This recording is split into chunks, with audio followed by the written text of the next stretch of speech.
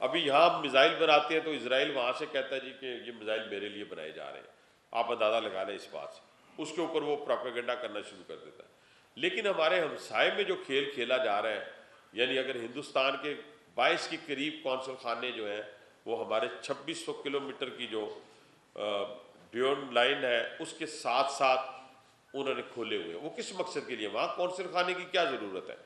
وہ اسی مقصد کے لیے وہ افغانستان کو استعمال کر کے ہماری سرزمین پہ ہمیں عدم استحکام کی طرف دھکیلا جاتا ہے۔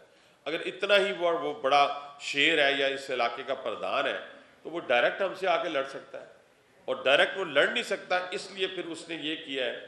ہاں فیسیلیٹیٹر ہم خود ہیں، فیسیلیٹیٹر ہم پاکستانی ہیں، وہ اس میں بلوچ کی صورت میں بھی ہیں، پختون کی صورت میں بھی ہیں۔ اگر کراچی میں کوئی اگر بلاسٹ ہوتا ہے تو وہ لوکل ہمارے جو سندھی ہیں یا فلاں ہیں وہ بھی ہیں، اور اسی طرح لاہور میں ہوتا ہے تو پنجابی فیسیلیٹیٹر ہے، اس میں تو کوئی شک نہیں ہے۔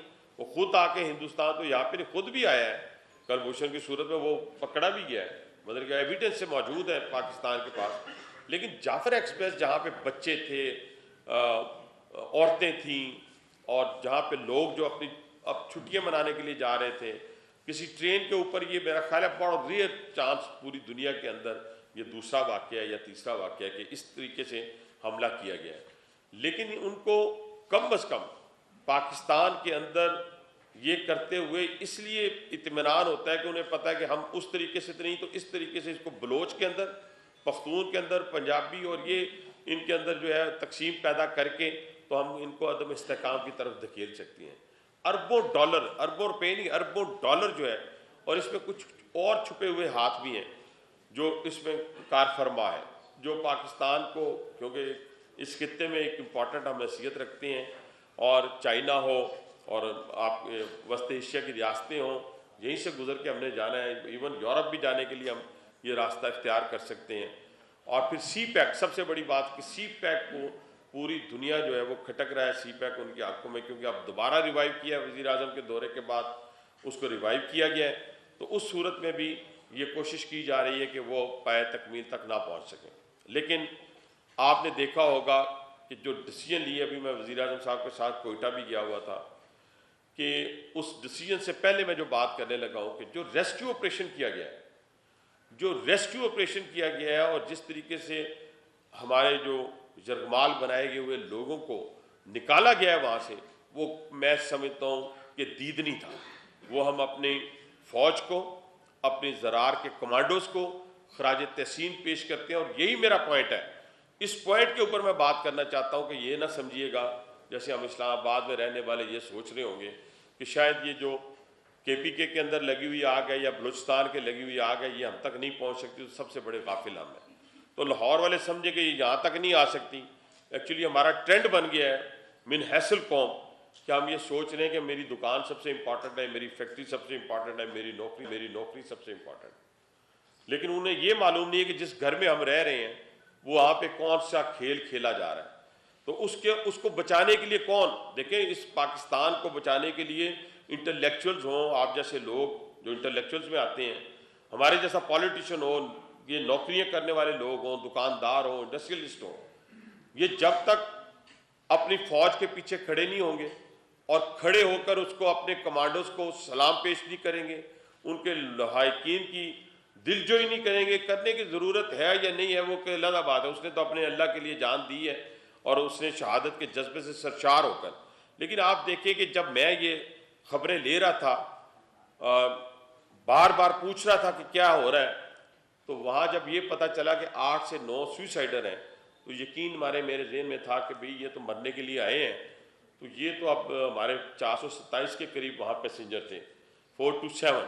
میں نے کہا ان میں سے تو پھر آدھے تو وہ لے جائیں گے، کیونکہ سوئسائڈر تو جہاں جاتا ہے آپ کو پتہ ہے مسجد میں دھماکہ ہو تو 50 سے کم بندہ نہیں مرتا اس میں۔ لیکن آپ نے دیکھا ہوگا کہ رسپونڈ ٹائم بھی دیکھیں اور اس کے بعد حکمت عملی دیکھیں، اور یہ میں سمجھتا ہوں کہ پروفیشنلزم کی معراج تھی کہ جس کے اندر کوشش کی گئی، اگر 4 گھنٹے 3 گھنٹے انتظار کیا گیا تو ان کو اس طریقے سے کہ تاکہ کم سے کم نقصان ہو۔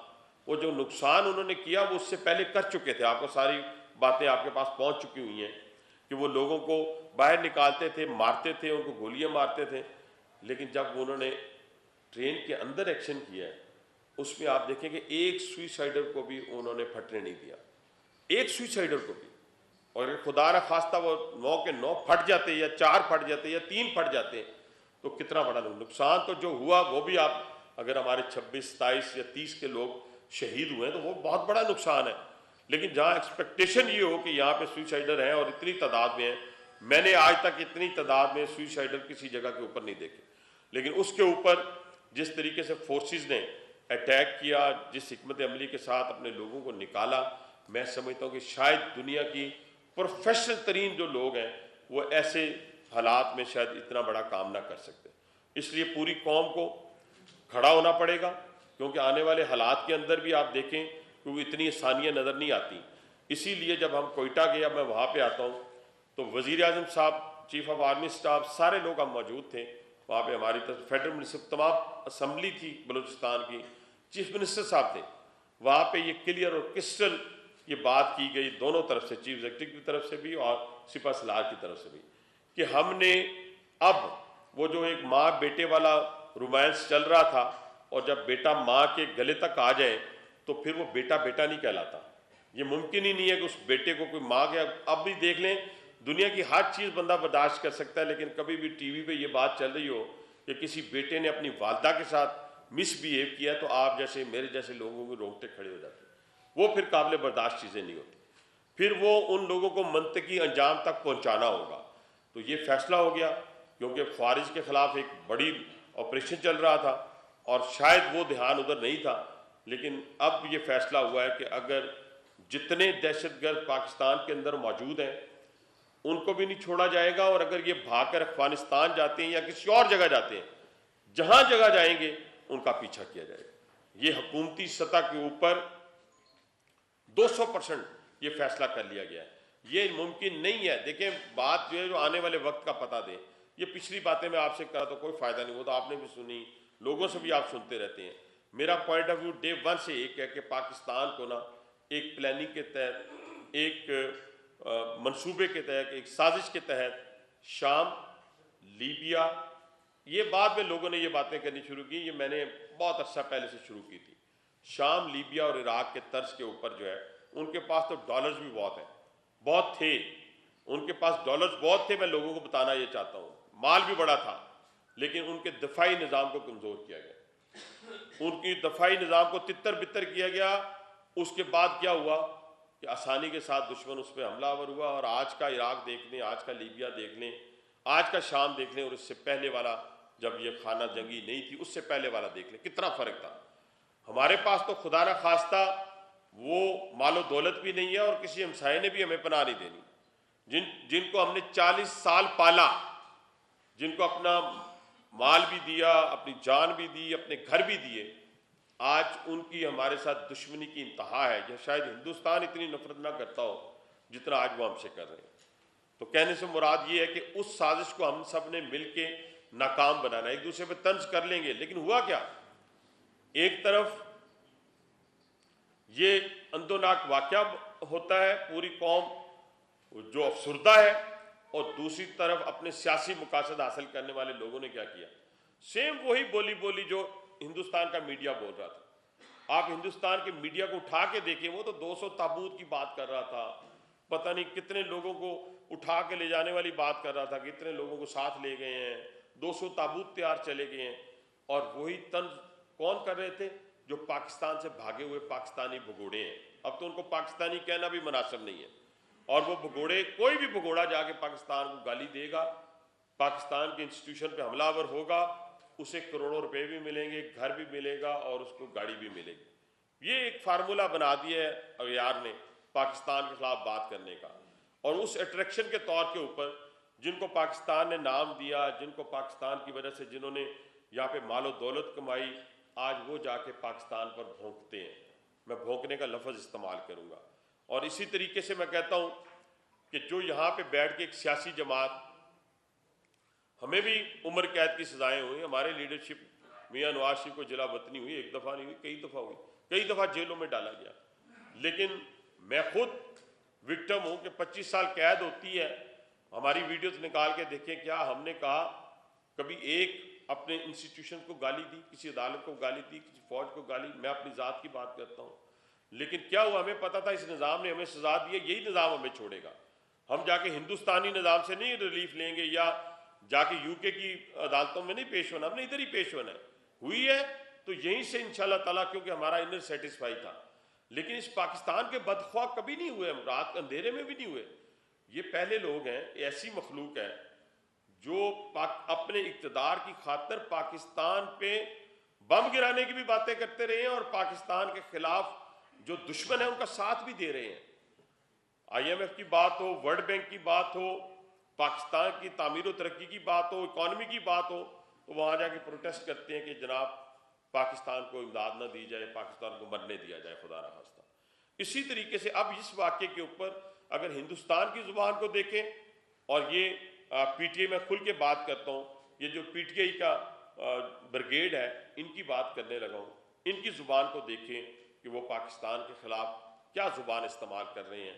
فوج کو ٹارگٹ کیا ہوا ہے، دیکھیں نا جی، فوج کو ہی ٹارگٹ کرنا ہے نا، میرے حنیف عباسی کو یا میاں نواز شریف کو، شہباز شریف کو تو ٹارگٹ نہیں کیا ہوا، یا بلاول زرداری کو تو ٹارگٹ کیا، زرداری صاحب کو ٹارگٹ، آپ دیکھ لیں ٹارگیٹڈ موومنٹ ہے، ٹارگیٹڈ موومنٹ ہے۔ ٹارگیٹڈ موومنٹ کی صورت میں کروڑوں اربوں روپے مل رہے ہیں، اور عام بندوں کو مل رہے ہیں، تاکہ پاکستان پہ لان تان کی جائے، اور باہر بیٹھی ہوئی جو ان کی مشینیں ہیں، وہ مشینوں کی صورت میں پاکستان کو جو ہے اس گرداب میں پھانسنے کی کوشش کی ہے۔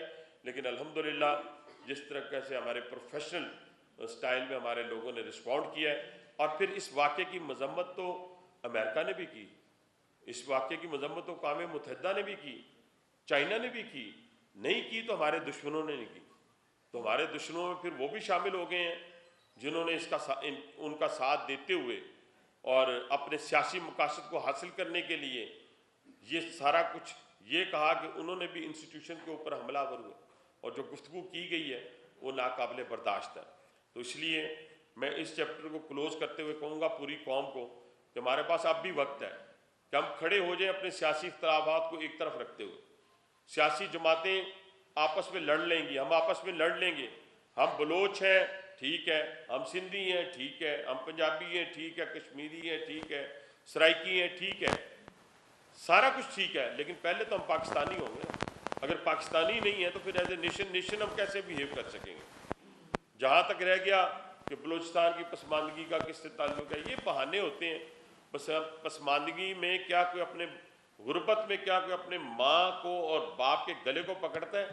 میں نے تو کسی غریب ترین آدمی کو نہیں دیکھا وہ اپنے ماں کو اس کے گلے سے پکڑے۔ وہ بدبخت کو دیکھا ضرور ہوگا کہ دو چار ہوں گے پوری اس 25 کروڑ عوام میں اندر، لیکن باقی تو اپنے غریب ہو امیر ہو اپنے ماں باپ کے لیے اپنی جان، اپنا مال، اپنا ہر کچھ قربان کرنے کے لیے تیار ہوتا ہے۔ تو اس لیے یا 2 منٹ یہ پہلے بات کروں گا نا، آپ کا سب سے زیادہ جلدی ہے۔ نہیں، پہلے میں بات کر لوں پھر آپ سے لوں گا سوال، سارا آپ نے اگر ڈکٹیٹ کرنا ہے تو آپ آ کے میری جگہ بیٹھ جائیں نا، اس میں سب سے لوں گا، گھبرائیں نہیں آپ۔ میں آخری بات جو کرنے لگا سر ریلوے کے حوالے سے، ریلوے کے بڑے ایشوز ہیں سر، یہ تو میں نے ایک پیغام دینا تھا پوری قوم کو آنے والے وقت کا، اور اللہ تعالیٰ میری آنے والا وقت اچھا ہو، میری گفتگو والا نہ ہو کہ یہ جو میں چاہتا ہوں، میں چاہتا یہ ہوں کہ سرسبز پاکستان ہو، اس میں پھلتے پھولتے ہم نظر آئیں، جس قوم سے بھی ہمارا تعلق ہو، قوم سے مراد جو ہماری شناخت ہے، جو پنجابی، پٹھان، پختون یا بلوچ، اس حوالے سے۔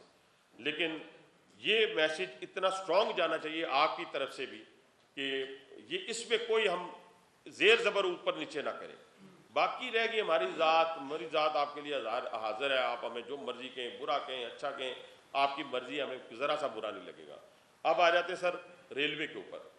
ریلوے والا ایشو جو ہے آپ کو پتہ ہی ہے کہ ریلوے کس حالت میں کھڑی ہے، اور میں کوئی بھی ابھی جب سے مجھے 10-12 دن ہوئے چارج لیے، میں نے میری کوئی گفتگو میں آپ نے یہ نہیں دیکھا ہوگا کہ جناب میں نے 10 دن کے اندر کوئی ٹرین کا نام تبدیل کر کے تو میں اس ٹرین کو چلانے کے لیے افتتاح کرنے کے لیے چلا جاؤں۔ میں پریزنٹیشن لے رہا ہوں، میں نے آپ سمجھ کے ساری باتیں نہ میں نے کہنا جی ML1 کان سن میرے بھی پک گئے ہیں سنتے سنتے، ML1 جب میں یہاں آیا تو ML1 کا نام و نشان نہیں ہے، ٹھیک ہے نا جی۔ لیکن میں یہ کہنا چاہتا ہوں کہ میں نے CO صاحب کی موجودگی میں اور ان کے ساتھ جو پریزنٹیشن اسلام آباد میں بھی دیتے رہے ہیں، آج بھی صبح سے دے رہے ہیں، اور آپ کی اس گفتگو کے بعد اور انشاءاللہ تعالی ہم کوشش کریں گے ان سے باتیں سیکھیں.